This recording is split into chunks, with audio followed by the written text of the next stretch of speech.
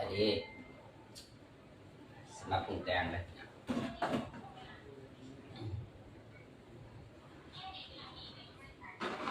ออมเนื้อใส่ผักกาด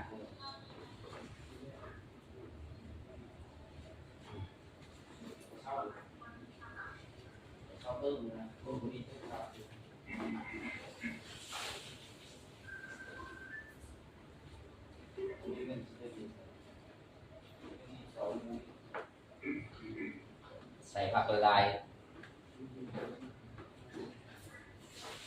ว่าเนื้อมันใบ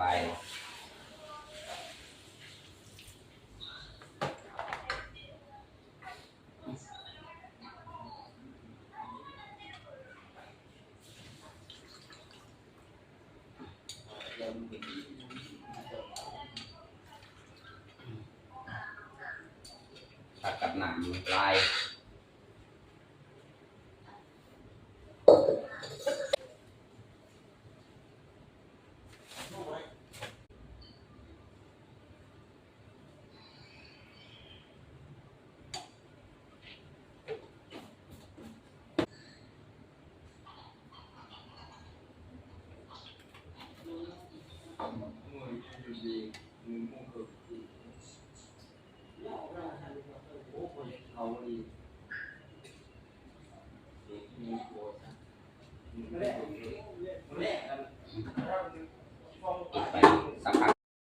ออมเนื้อนำกันเลยพี่น้อง